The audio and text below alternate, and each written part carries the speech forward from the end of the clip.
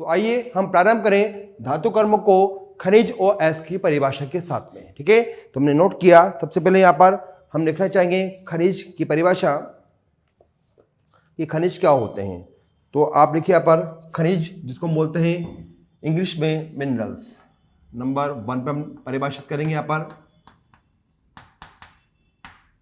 Minerals को, और minerals के साथ हम देखते हैं यहाँ पर अयस्क की बात करेंगे साथ में, ये होते हैं ऑड्स अयस्क। तो ये मिनरल्स और अयस्क की हम यहाँ पर बात कर रहे हैं। हिंदी में मिनरल्स को हम खनिज बोलते हैं और ऑड्स को हम हिंदी में कहते हैं बच्चों अयस्क कहते हैं।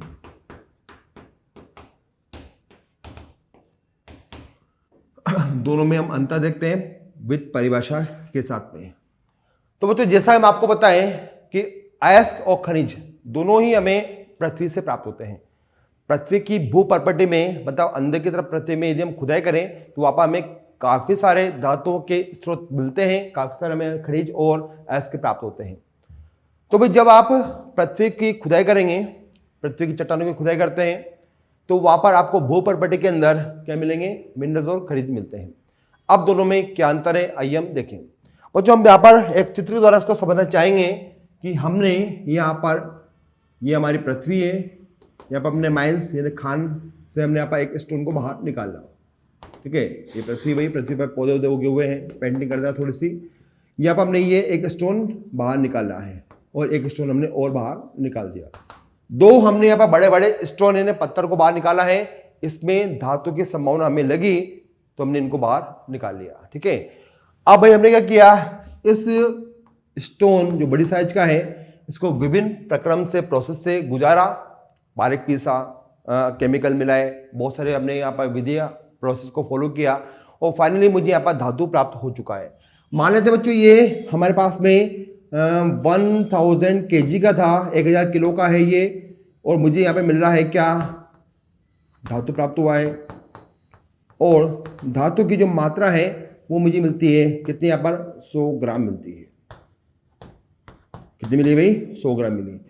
1000 kg का स्टोन को आप लेके भी गए, उसको बारीक पीसा भी होगा आपने, फैक्ट्री में ले जाकर उसके अंदर केमिकल भी मिलाए गए, गर्म भी किया होगा, ठंडा भी किया होगा, काफी सारे प्रोसेस किए होंगे, जब जाकर आपको बच्चों मात्र 100 ग्राम का क्या मिला, अब धातु प्राप्त हुआ। और इस प्रोसेस में, मतलब धातु को प्राप्त करने में आपको खर्चा भी ज्यादा लगा। ठीक है, समय भी ज्यादा लगा यहाँ पर, और ये आर्थिक रूप से क्या उपयोगी है, नहीं है, क्योंकि यहाँ पर हमारा पैसा भी ज्यादा खर्च हो चुका है। तो इस प्रकार के जो स्टोन हमने निकाले, पत्थर हमने बाहर निकाले, इनको हम बोलते हैं खनिज। क्या बोलते हैं, जिनको हम खनिज नाम देते हैं। अब हम बात करें दूसरे स्टोन की। मान लेते हैं यहाँ पर ये 1000 kg का है और इसको भी आप फैक्ट्री में ले जाते हैं। फैक्ट्री में ले जाकर आप इससे धातु कर्म विधि के द्वारा धातु को प्राप्त कर लेते हैं। ठीक है, तो देखिए क्या होता है, यहाँ पर 1000 kg था, आपने प्रोसेस क्रॉस किया, यहाँ पर प्रोसेस से गुजारा है, इसको बारीक पीसा, केमिकल मिलाए, गर्म किया, ठंडा किया, कुछ और केमिकल मिलाए, फाइनली आपको यहाँ पर धातु फिर से प्राप्त हो चुकी है। आपको मिली क्या बच्चों, यहाँ पर धातु प्राप्त हो चुकी है। और इस बार में धातु मिलती है बच्चों 700 kg हमें धातु प्राप्त हो जाती है। 700 kg काफी अधिक मात्रा में, किलोग्राम में हम बात करें, ग्राम में बात नहीं कर रहे हैं। यहाँ पर 700 kg मुझे धातु प्राप्त हो रही है। इसका मीनिंग है कि हमारे लिए काफी उपयोगी है ये वाला पत्थर। ठीक है, ये वाला जो हमने खनिज निकाला है ये काफी इंपॉर्टेंट है, और इस खनिज को अब मैं बोलूंगा यहाँ पर अयस्क, क्योंकि इसके द्वारा हमें धातु की मात्रा अधिक मिलती है, प्रोसेस काफी आसान भी हमें लगेगा, पैसा भी थोड़ा कम खर्च होगा पहले वाले की तुलना में। तो हम बोल सकते हैं कि हमारे पास जो अयस्क होते हैं वो क्या होते हैं, काफी इजी होते हैं, उनसे धातु का निष्कर्षण काफी इजी होता है, सुविधाजनक होता है, आर्थिक रूप से सही भी होता है। जबकि जो खनिज है इनमें धातु की मात्रा भी काफी कम होती है, सुविधा उपयोगी भी नहीं होता है, आर्थिक रूप से सही भी नहीं होता है। ठीक है, तो हमने दोनों का परिभाषित कर दिया है। तो हम परिभाषा यहाँ पर लिखना चाहेंगे एक बार। तो देखिए परिभाषा के अनुसार क्या लिखा हमने, कि मिनरल्स या खनिज की हम बात कर रहे थे यहाँ पर, तो हमने लिखा यहाँ पर, इनके द्वारा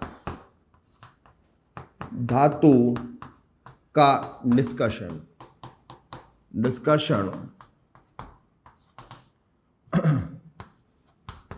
आर्थिक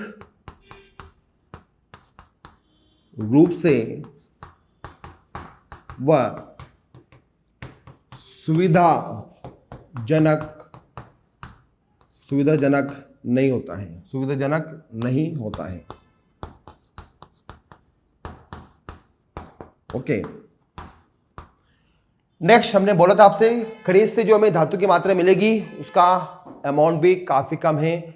1000 केजी से मुझे मात्र 100 ग्राम धातु मिला। इसका मीनिंग क्या हुआ कि खनिज में धातु की मात्रा हमें बहुत कम मिलती है। तो लिखा हमने यहां पर इनमें धातु की मात्रा बहुत कम होती है, बहुत कम होती है। ओके, तो यहां पर धातु की मात्रा में काफी कम मिलती है किसके अंदर, खनिज के अंदर। इसका जस्ट अपोजिट हमने बात करी एस की, एस के भी खनिज थे लेकिन उनमें हमें धातु की मात्रा अधिक मिल रही है और यहां से धातु का निष्कर्षण करना काफी आसान है, आर्थिक रूप से सही भी है और सुविधापूर्वक भी है। तो हमने लिखा है परिभाषा के अनुसार इनके द्वारा धातु का निष्कर्षण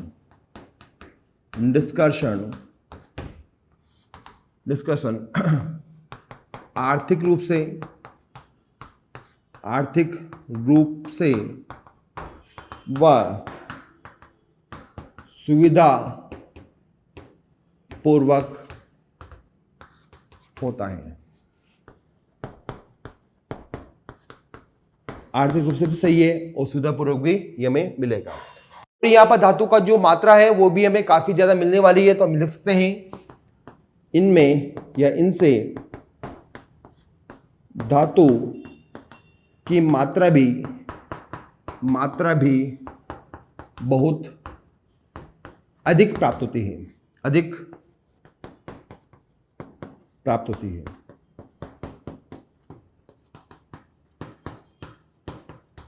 ओके। तो आपने देखा कि हमारे लिए उपयोगी कौन हुआ बच्चों, यहां पर हुआ अयस्क हुआ।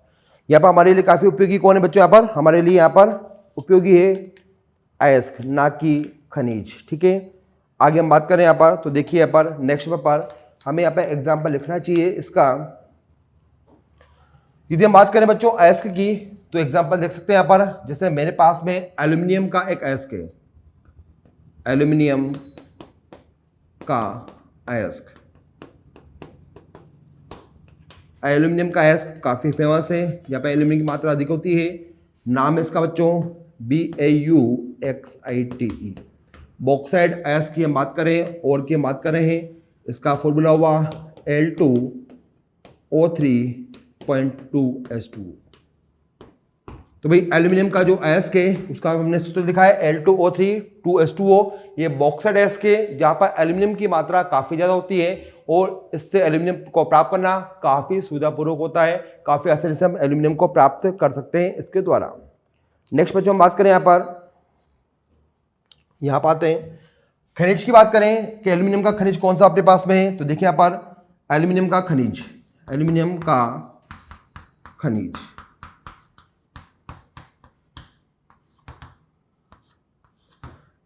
का खनिज की बात करें यहां पर तो हमने लिया CLAY, क्ले का मीनिंग होता है मिट्टी। मिट्टी में मुझे मिलेगा Al2O3.2 SiO2 and 2H2O।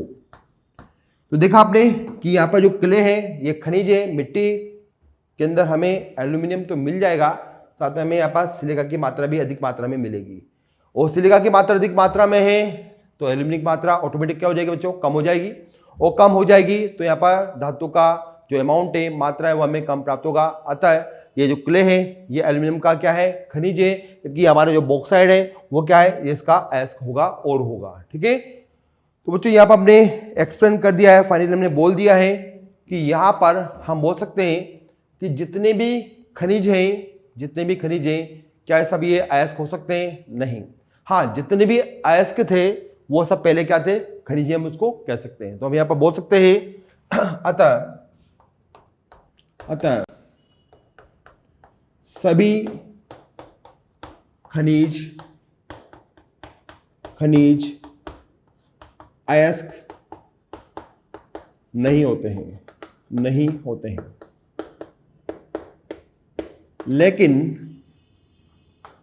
लेकिन सभी अयस्क खनिज होते हैं।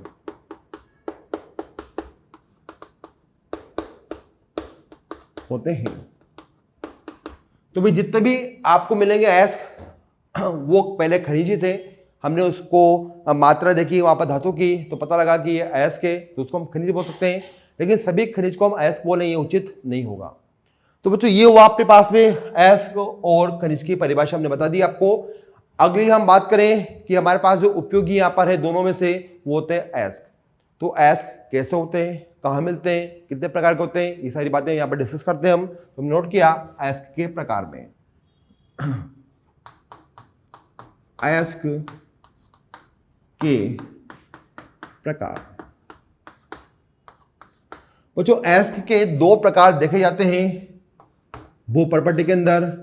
पृथ्वी की सतह पर जब हमें माइंस मिलती है वहां पर हमें दो प्रकार से खनिज हमें दिखाई देते हैं। कौन से? एक दिखाई देता है बच्चों हमें नेटिव स्टेट।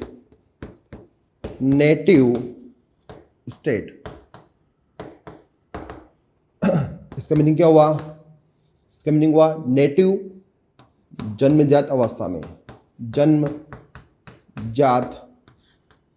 अवस्था वाले, या इनको हम एक नाम और दे सकते हैं मुक्त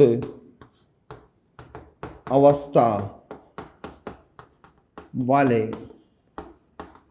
क्या? अयस्क। भाई नेटिव स्टेट या फ्री स्टेट मतलब मुक्त अवस्था की बात करें तो यहां पर जो धातु होंगे बच्चों वो हमें पृथ्वी के अंदर मिलेंगे, भूपर्पटी के अंदर मिलेंगे। लेकिन धातु किसी से भी बंध बना के नहीं रहेगा, वो अन्य परमाणु से कोई बंध नहीं बनाता है, वो मुक्त अवस्था में ही जमीन के अंदर हमें मिल जाते हैं। ठीक है, तो ऐसे कौन कौन से एग्जाम्पल है देखिए। यहाँ पर एग्जाम्पल हम ले सकते हैं, यहाँ पर मुक्त अवस्था वाले एग्जाम्पल अपने पास में है platinum, silver, gold, copper, mercury आदि। ठीक है बच्चों, ये सारे के सारे क्या होते हैं? जमीन के अंदर आपको मुक्त अवस्था में मिलेंगे। ये किसी अन्य धातु साथ में कोई यौगिक का निर्माण नहीं करते हैं, तो इनको का डिस्कशन काफी आसान होता है। इनको हमें बारीक इसका थोड़ा साफ करके केमिकल मिला के हम इसको आसानी से प्राप्त कर सकते हैं।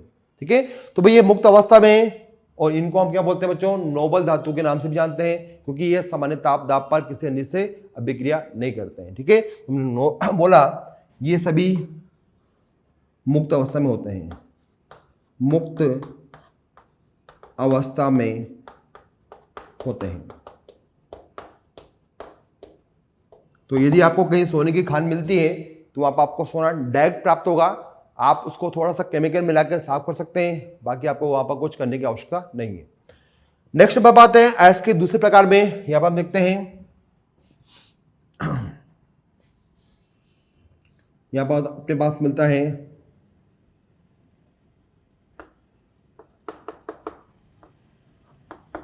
आणविक